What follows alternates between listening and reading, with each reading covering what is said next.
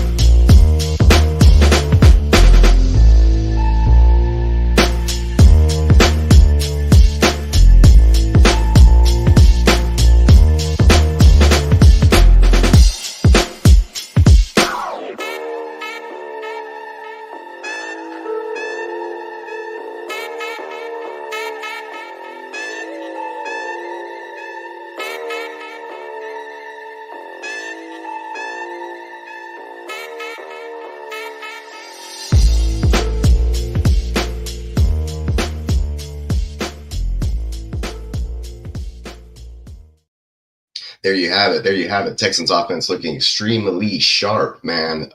Doing their thing out there. So you saw heavy doses of Joe Mixon. So welcome back, Joe Mixon. 132 scrimmage yards. You saw the 2 total touchdowns, 1 on the ground, 1 in the air. This man should have been the FedEx Ground and Air Player of the Week, folks, if you know what I'm talking about. But they are not a sponsor. So, yeah, this guy makes the offense run now, especially with Nico Collins on the IR.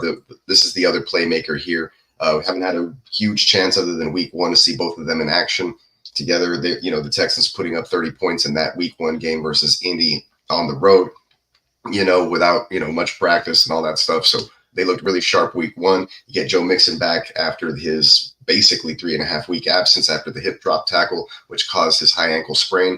You saw in the video, he had a long breakaway run. Looked like he had a little hitch in his giddy up at the end, but he is getting healthier. He was limited today in practice. We'll get to the injury report in a bit, but really good to see him back. Once you set this up, you establish the run, you can play action. It's a lot easier for CJ Stroud to get looks down the field and set up other plays in the Bobby Slowick scheme there that they run. So Joe Mixon is an extremely valuable piece to this offense. They got Dameon Pierce back as well. You saw him break off a long run there that was juxtaposed with another long run. It's very similar to one that he had last year. So Dameon Pierce still with some juice, still a player that can be counted on as the backup, and hence why they shipped up Cam Akers, but we'll get to that as well. So here's a big difference here, brought to you by NFL Game Day. With Mixon, the Texans, obviously, right? 3 wins kind of deal. Without him, the 2-1, the win-loss column here, he was in the game that he got knocked out of. You're going to call it a win. So they kind of count it that way. So that's how that works there. But yeah, through 6, Texans 5-1, looking really sharp. And then there's the points per game. Huge difference there. 11 points, basically 11.5 points more just about there per game with Mixon in the contest. So the rushing yards obviously nearly double as well, yards per carry. So he is the difference maker in this offense, man. Let's come back here and hit the Peacock. Super nice with the edit. Yeah, appreciate that. And make sure you guys, if you ever need any video edits, logo work, you look at all the beautiful stuff here that you're witnessing right now on the screen. This is all done from scratch. And yeah, the same thing with the video edits. I was able to knock them both out I have another one on the defense that, when we get there right now for you guys in a second. But I was able to knock those out during my lunch break today. Kind of put my foot to the pedal, or the stone to the grind. I don't know what the saying is, but I was able to crunch out some video edits fairly quickly. So if you guys ever need any work like that, you know where to find me. But yeah, let's go back to breaking down this week with the Texans. I was talking about Joe Mixon in the run game. They did ship off Cam Akers. Cam Akers is now a Viking, traded back to the Vikings, where he was, not re-signed back in July. So pretty weird thing. This is the second time I believe that the Vikings trade for him, and the Texans receive a 6th round conditional. They sent Akers and a 7th conditional. So we'll see what that shakes out to be. Probably percentage of snaps. If it's an Aaron Jones hip injury thing, which is what I'm guessing, because he was not spotted at practice today. So makes sense that you would trade for Cam Akers, right? And then with Joe Mixon and both Dameon Pierce returning to the lineup, looking very good versus the Patriots. And then Wally being the goon, not only being the goon, but being the receiving back here, that would put Cam Akers at roughly the 4th or emergency running back. So Nick Caserio playing chess, not checkers. He's going to move up. He's going to grab he traded away a 7th to get a 6th, basically, for a guy that they've already used his services, and they probably weren't necessarily really content or happy with what he was able to accomplish in that time period. So, I think if Dameon Pierce is available and healthy in games when Joe Mixon, or if Joe Mixon were to get hurt again, that's probably the way that things would shake out. So there you have it. Let's keep on keeping on. Of course, CJ Stroud, boom, guys, magnificent. CJ Stroud versus the Blitz is PFF grade versus the Blitz, 88.7. That is first among all active QBs in 2024. So you want to blitz him, he's going to kill you. You want to sit back in zone, he's going to eat you up. So better watch out. You better not cry. These guys will be playing meaningful football in late December. All right. But yeah, very proud to be Stroud. You saw Tank Dell score a touchdown. He got 9 targets, folks, with Nico Collins out. He caught 7 of them. The yardage wasn't necessarily there, but he did find the end zone. So very happy, very excited for Tank Dell stepping up. He was in all my lineups except for one, where I have a plethora of awesome wide receivers. And I still at the end of the day regret it. I think he ended up with like 8 more fantasy points than my lowest scoring wide receiver. But regardless, Tank Dell, one of my favorite players in the entire NFL. I told you this guy's good. We do got to remember that, hey, he broke his fibia. Hey, he got shot. Hey, it's going to take a little bit of time and some work to get back in there. Most people don't come back from breaking a leg and getting shot mentally, let alone physically. And he was able to do this fairly quickly. So slow start to the season, but it looks like he's finally broke through and going to be picking it up. It's not like he was completely non-existent. He also did miss a game earlier this year with a rib injury or a chest injury, so kind of shaken up there as well. So this was his first game back from that, and he showed up when they needed him to. And of course, Stephon Diggs doing Stephon Diggs things, just being there. Although we did see him play a little bit more on the outside, moving him around with Nico Collins out. The Texans did play a lot of 11 personnel. They did play a lot of 12 personnel running the ball, of course, with Joe Mixon. So not a lot of 3 wide receiver sets, which is why you only saw Xavier Hutchinson get 2 targets and 0 catches this week. So anybody else who's not named Stephon Diggs or Tank Dell, not necessarily going to get a lot of play in the wide receiver area. Dalton Schultz was, involved, like he was, basically had a touchdown bounce off of his chest and turned into a CJ Stroud interception. So he could have had an even bigger and better fantasy day for the Houston Texans, if not for that. But hopefully Dalton will get it going a little bit. He's been somewhat disappointing. He does look slow every time I see him, but he is a reliable safety blanket to a certain extent. So that's how I feel about Dalton. Third, Joe Mixon, Dameon Pierce, and the Goon with the Spoon. Not a bad trio. Yeah, it kind of shaped up to be nice, and they can always call up somebody like J.J. Taylor off the practice squad, just in case there's any emergencies. So I feel really confident about the running back room. Unfortunately, British Brooks was sent to the IR a couple of weeks ago, and he was like the undrafted, gonna knock you on your ass fullback. But the Texans have been using both tight ends in the fullback slot now, and that also allows them to send those guys out in routes from that position, which is pretty sneaky and really cool once you get into your offensive playbook calling back. So once slow now that Slow isn't so slow and he's being very John Wicky, the second part of his last name is just Slow Wick. Anyway, sorry, it's bad. Tried. But now that, he's kind of gotten into his bag and he's opened up the playbook, the Texans look like they're really flowing right now. It's good. And like I said, the key that churns the straw that stirs the drink there is Joe Mixon. But, on the other side of the coin here, there's obviously the Houston Texans defense, right? And they played exceptional. They forced the young rookie Drake May. We kind of saw this. We knew that it was going to happen. Went into some turnovers. He threw 2 picks, and he did also have a fumble. Will Anderson had 3 sacks as the AFC Defensive Player of the Week, if I'm not mistaken. Yeah, there it is. Defensive Player of the Week. He did have 3 sacks, and I believe he also had a pass batted that turned into an interception. So really crazy good stuff there. And the Texans with some takeaways finally in this game. They had kind of hitting a dry spell for the last couple of weeks. So one thing that they do pride themselves in is taking the football away, and that is from Houston's head coach DeMeco Ryans, as former linebacker from the Texans as well. That he hangs his hat. He likes to hang his hat on the way the defense played, and the defense played exceptionally well.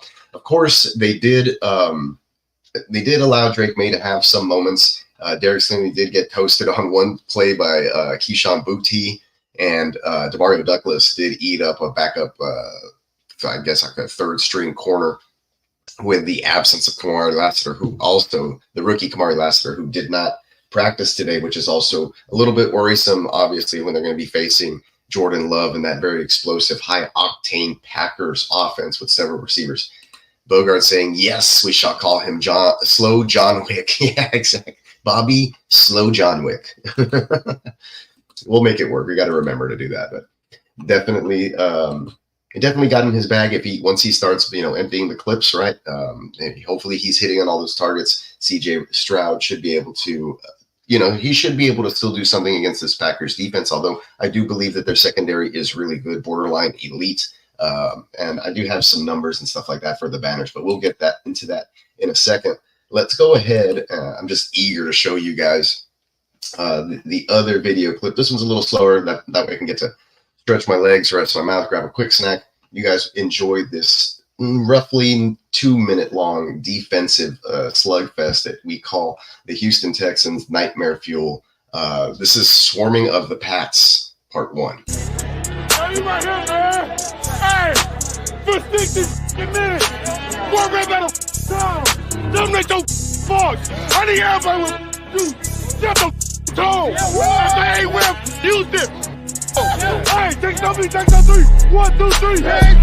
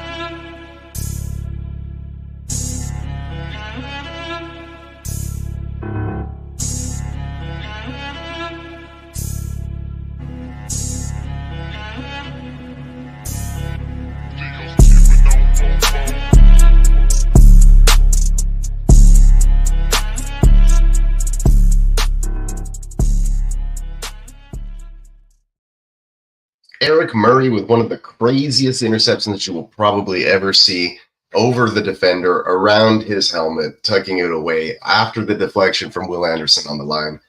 That thing was pure cinema, guys. That's what I'm talking about right there. That's what you like to see. Texans swarming to the football. Everybody, all hands on deck.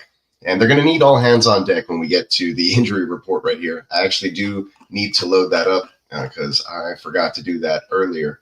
But, you know, right now, like I said, a little worried, just a tad, because it's going to be, oh, shoot, where did the injury report save to? No, it didn't save. Oh, there it is. Okay, perfect. I got scared. All right, so like I said, some guys banged up early in the week, though. We got to see what's going to happen. But Azeez Al-Shaair is the big one. That's our agent zero, number 0, linebacker in the middle, captain of the defense, green dot guy. Did not practice with the knee. Now, he did sustain this knee injury in game and right at the end of the second half. And then he did come back out and play through some of that in the third quarter, but then he was out for the fourth quarter. So Henry Tuato ended up taking over the play calling shots on the defense. And then late in the fourth quarter, he gets freaking concussed. So now we're down both of our starting linebackers. The Texans don't play 3 linebackers. So right now, it doesn't look like we're going to get Tuato back. It's very hard to clear a concussion in that amount of time as a linebacker because you're constantly, smacking your head during practice. And then we'll have to see with Azeez. Like I said, he was able to play through it. He did not practice today. Maybe that's just like a rest day. It's a violent position. He went, balls to the wall once again for us. So if he doesn't go, you're going to see the likes of Neville Hewitt, who I believe had 7 tackles, which is pretty cool, in replacing Al-Shaair and maybe Delshon Phillips. I haven't heard anything about Christian Harris. I know you guys are probably going to ask me, or at least Bogart will pretty soon. But I don't know if his calf just ripped from the bone and we don't know what the fuck happened because he was supposed to come off of IR by now and we haven't seen it. Right now would be a great time to have somebody like Christian Harris come back into the lineup because it's going to be tough facing a Packers offense. Even if they are going to be missing a few guys, like Lee mentioned, they may be in trouble here. And shout out to our ear of the streets, Lee, saying Packers offense could be without 2 huge wide receivers.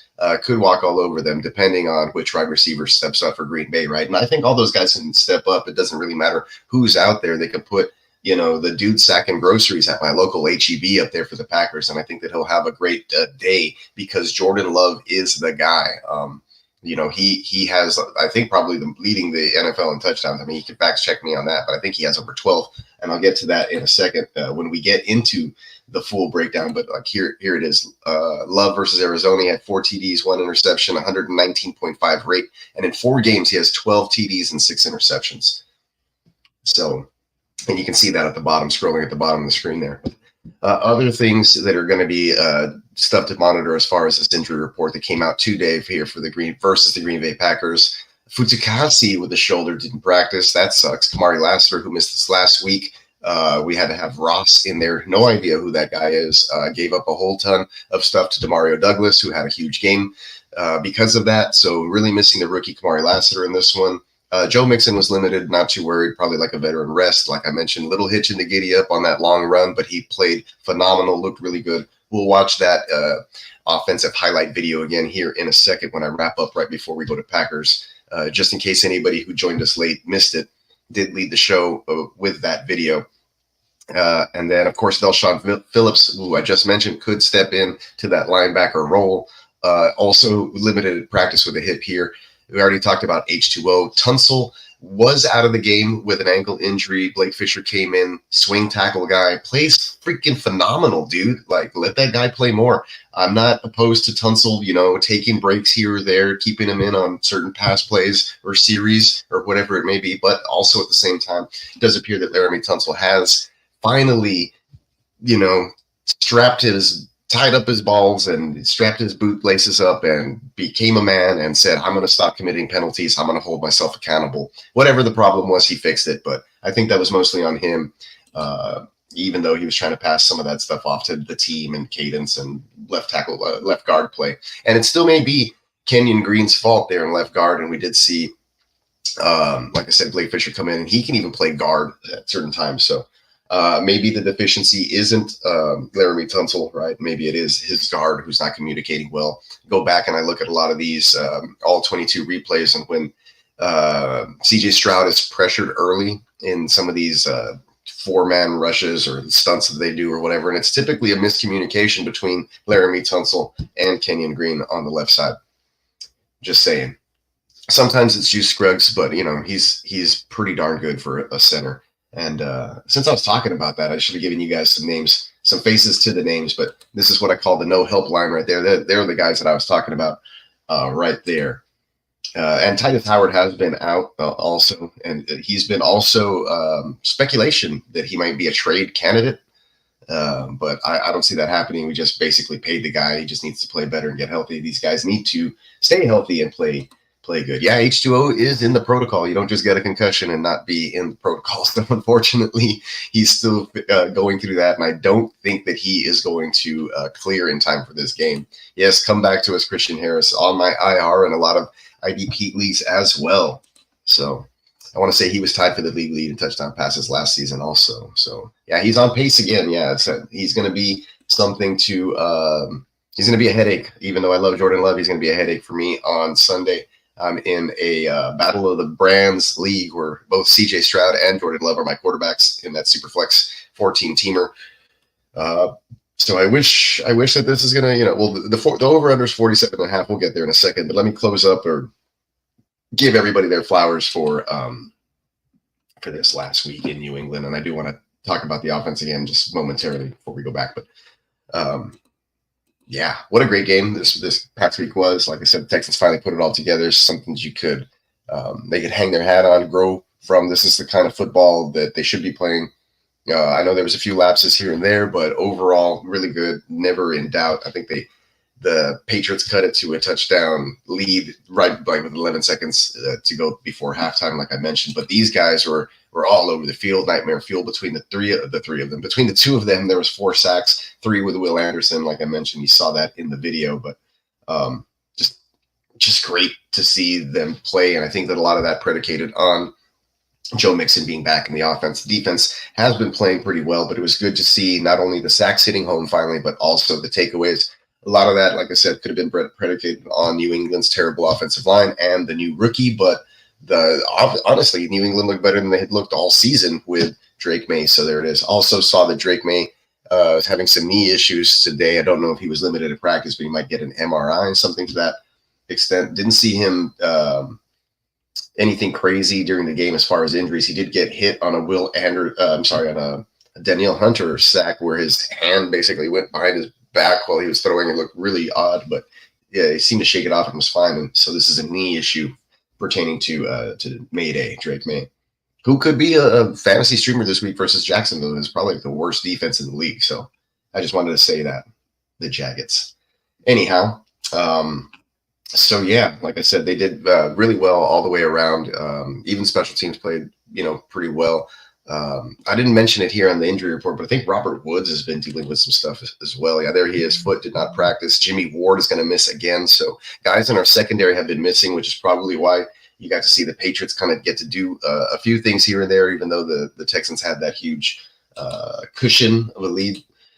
So yeah, that's where we are. Unfortunately, hopefully these guys can log some at least limiteds and get one full before game time this weekend out in Lambeau in this, what I believe is going to be a super fun game to watch.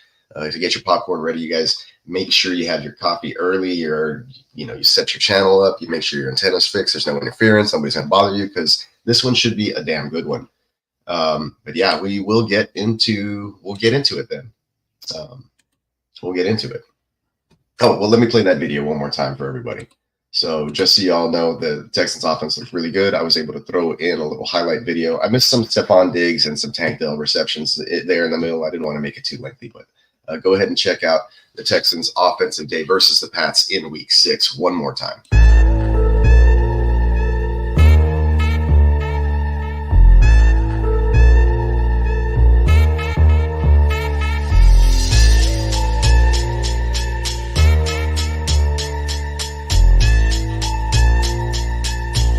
Beats, make it funky, funky, funky.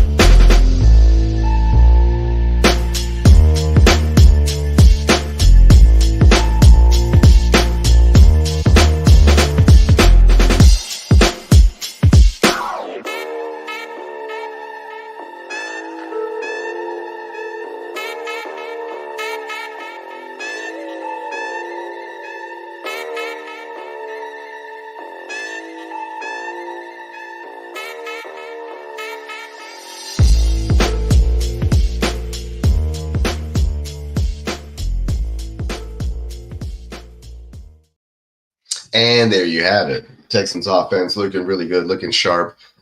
Shout out to YouTube for those free beats. But yes, now we can move on to the Packers game, kind of break down what we should expect or what we can probably expect coming into this week. Let's see. First, we should probably start with the DK money line and things of that nature. And I've been here all night and I forgot to do this. Hold on, give me a second. I like big butts and I cannot lie. I like big butts and I cannot lie. I like big butts and I cannot lie. Joe Mixon, Sir Mix-a-Lot. And anyways, can't believe I forgot to do that. But yeah, that's me for you.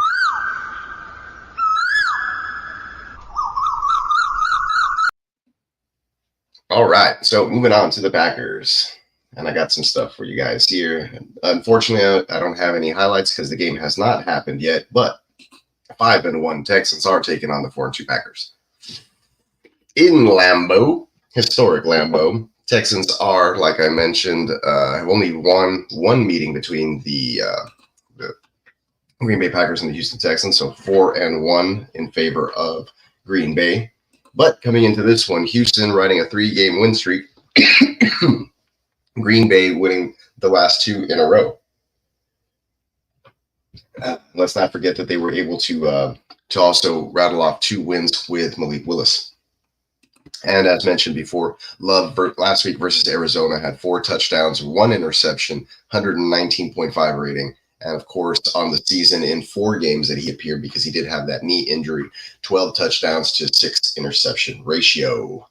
So Love, obviously really good. Offensive line, good. They like to do, they're basically like a mirror of the Texans. If they can get the run game and Josh Jacobs going, they're going to play action. And then they have really athletic wide receivers who can make a play. They don't necessarily have a de facto number 1 wide receiver, kind of like the Texans, now that Nico Collins is out anyway.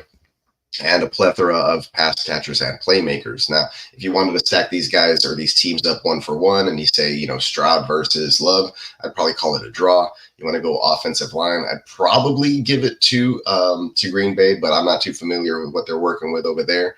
Then if you want to look at the running back situation, I think they're also fairly even. Maybe you want to give a nudge to Joe Mixon just because of the way he's looked in both full games where he's appeared.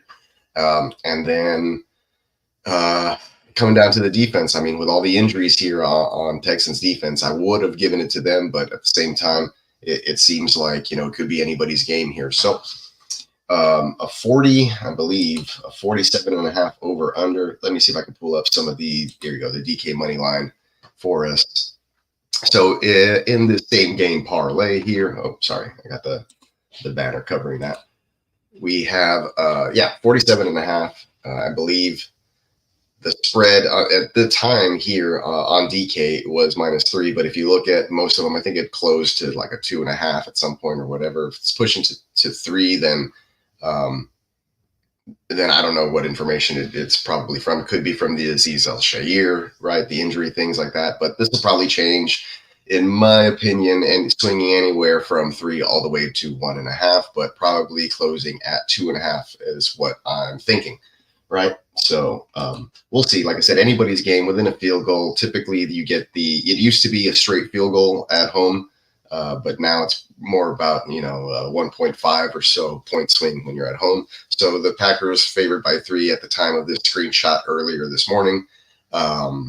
It would imply, a fairly close game, probably less than 3 or less than the field goal.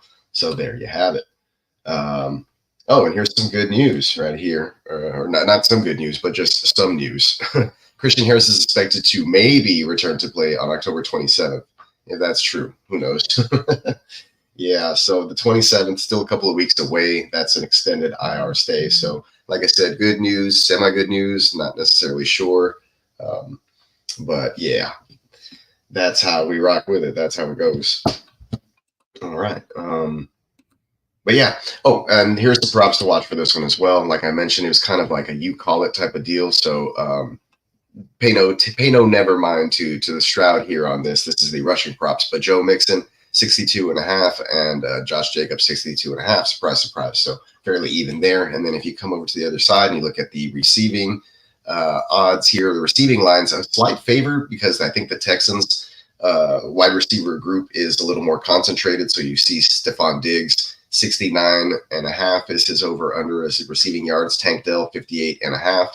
And then you have the next closest would be Jaden Reed for the Packers at 55.5. And then Romeo Dobbs, 44.5.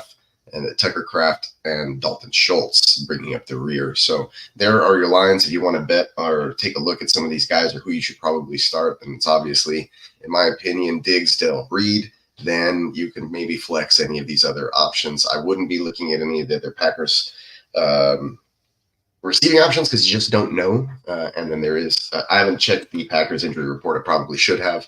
I could probably do that really quickly, but it just depends on who's out there for, let's see, Wednesday injury report. Who's out there for the Packers Wednesday injury report?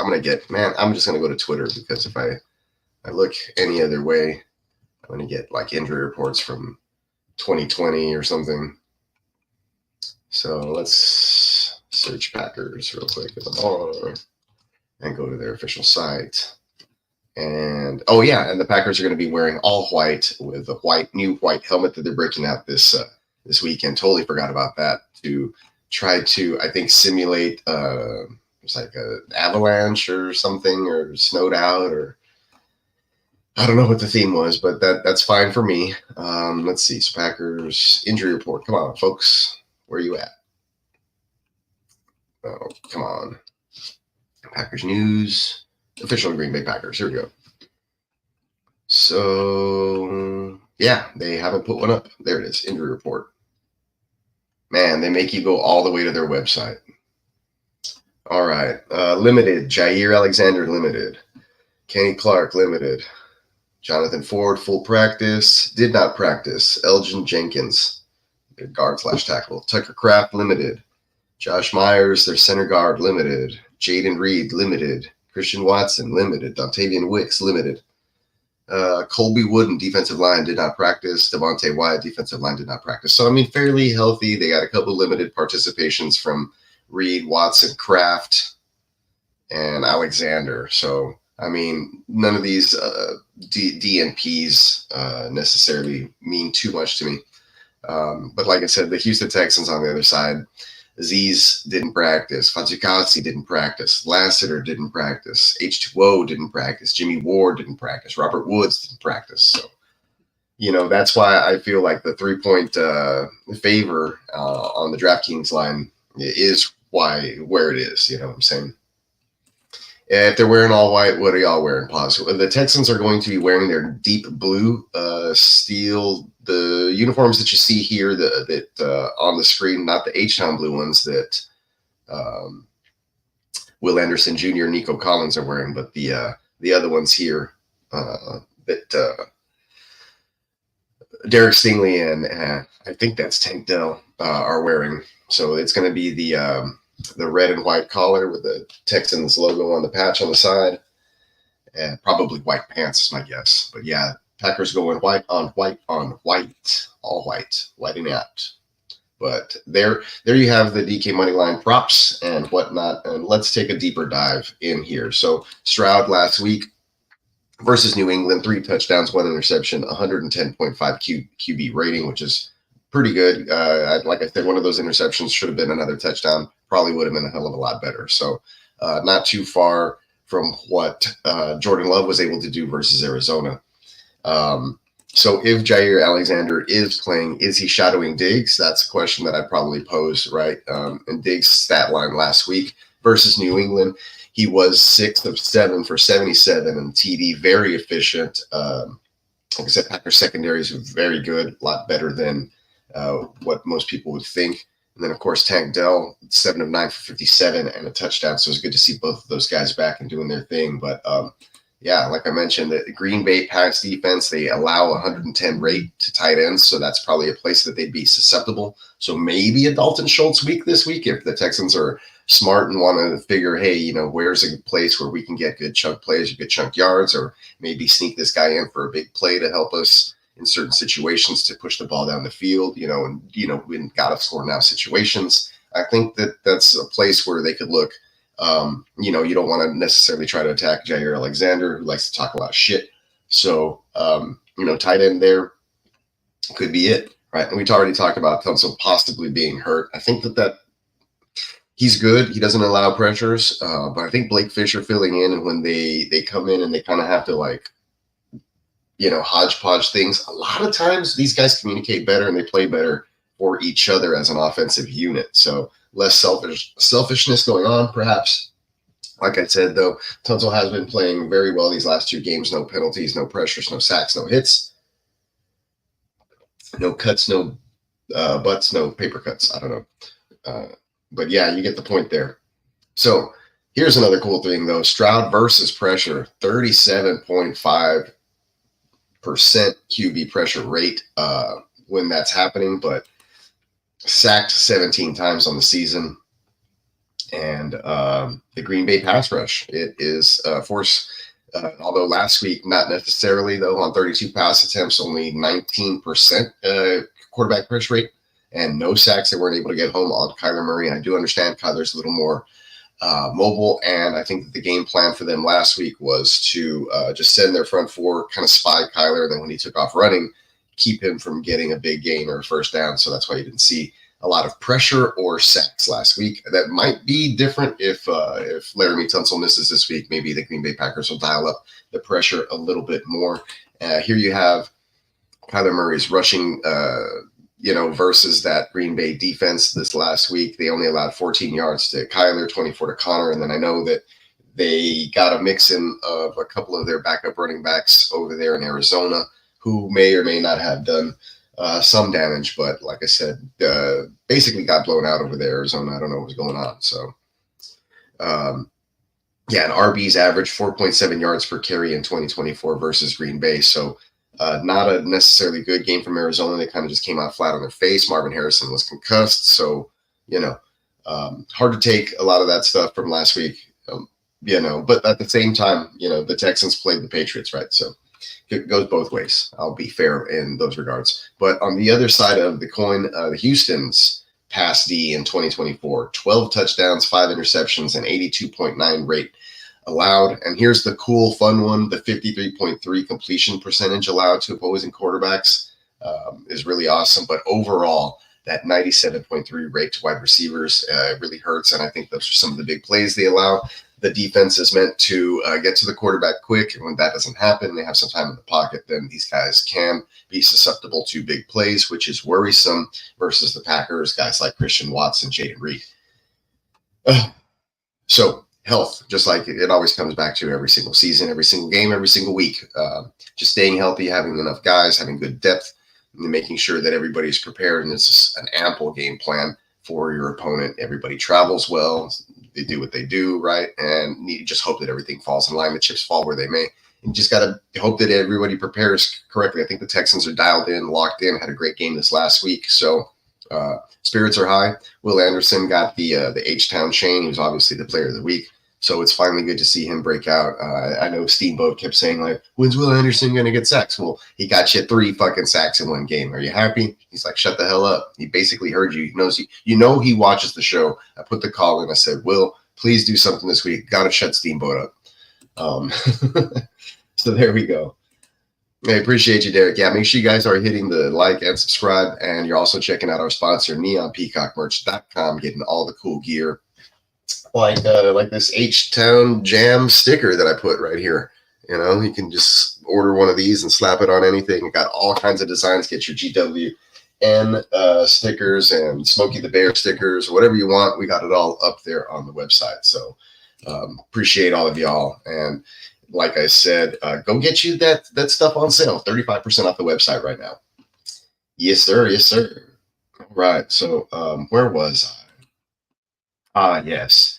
Texans defense. We were talking about the pass defense there. Not bad. The 12 TDs allowed, not great, but through 6 weeks, not too bad, I guess. In a passing league, right? It's become a passing league.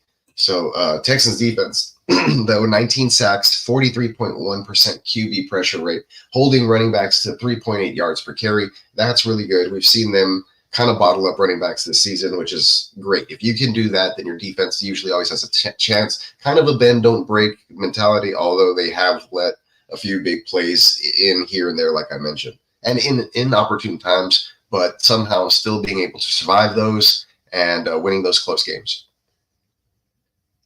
So kudos to them on that, right? Obviously, we talked about Will Anderson Jr. getting the 3 sacks and the Danielle Hunter sack as well.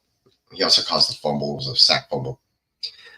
Josh Jacobs last week versus Arizona, 18 attempts, 62 yards, 3.4 yards per carry. So I think that falls right in line with what the Houston Texans kind of allow and what's going to happen. So you probably see a similar line from Jacobs, if not worse, unless he's able to bust open a huge run. Now, I didn't mention we did have a suspension. There was a Mario Edwards suspension and a Danico, but at the same time, Danico Autry returns from suspension. This is the guy that we traded for, brought over, paid some money. He had 11.5 sacks in Tennessee, so Danico will be available. Mario Edwards, though, surprising. I think he had like 4 sacks in the season, been playing extremely well. Him and Tim Settle up the middle, so he's going to be somebody we miss. It's, his production was already there. We're going to expect Danico to come in and just kind of replace that, but it's not a given, right? So he still needs to more ramp up, maybe get into playing shape. Who knows where he's at during this whole suspension time, right, with the team,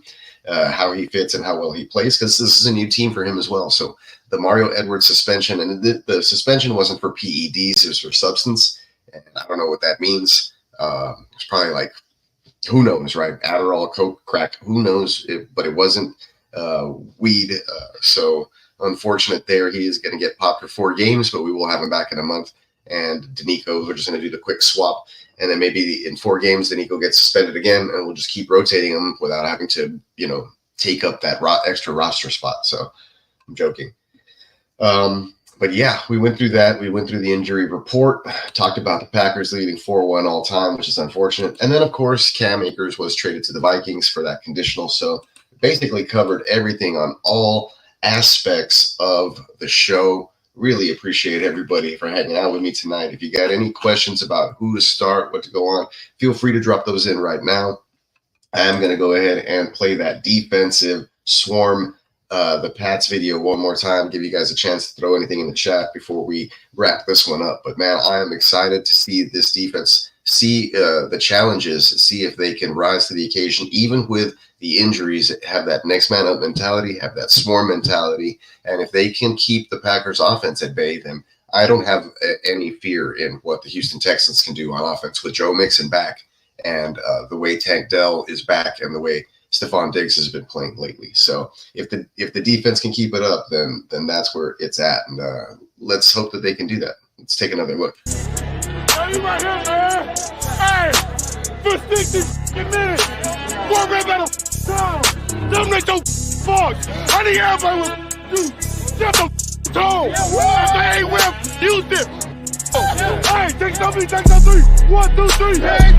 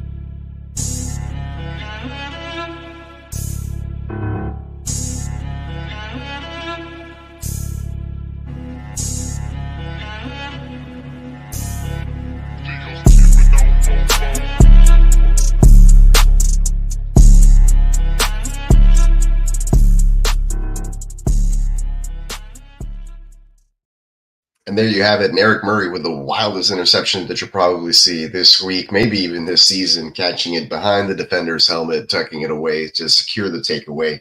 And those are things you like to see. That was all caused by the disruptive nature there of Will Anderson Jr. at the line of scrimmage. Houston Texans should continue to do stuff like that for the remainder of the season.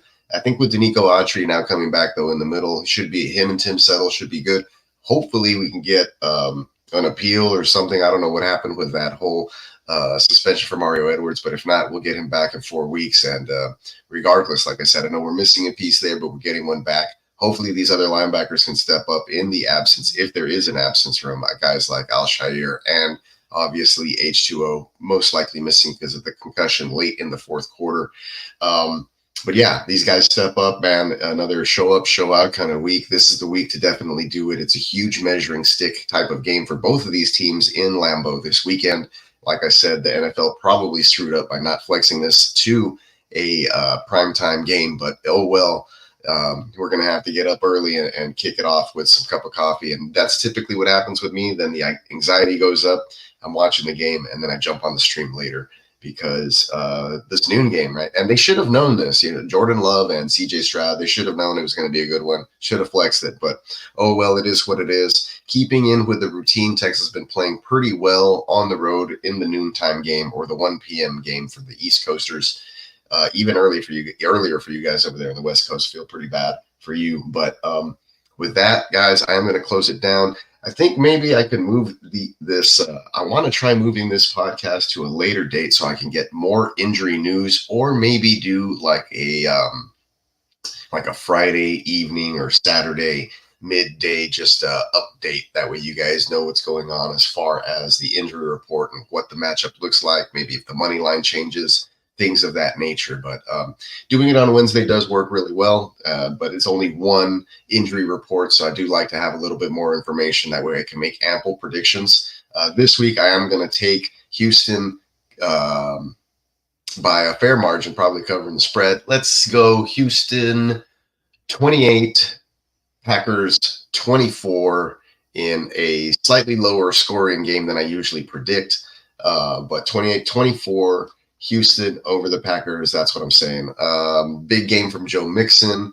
Tank Dell shines even brighter. Those are my predictions. Hopefully the defense keeps it going.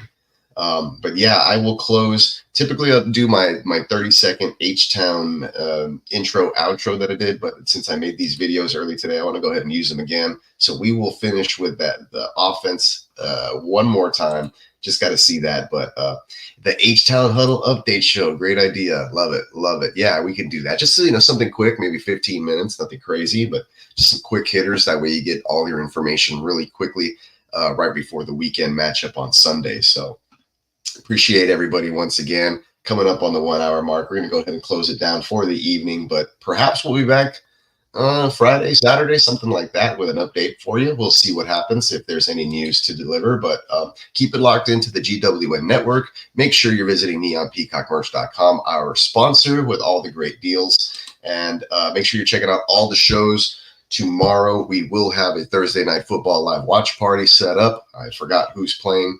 I think it's like one team and then a bunch of backups from the other because of injuries. So we've lost a lot of good men out there, guys. We've lost a lot of good men out there. But once again, appreciate everybody, like I said, for showing up and showing out.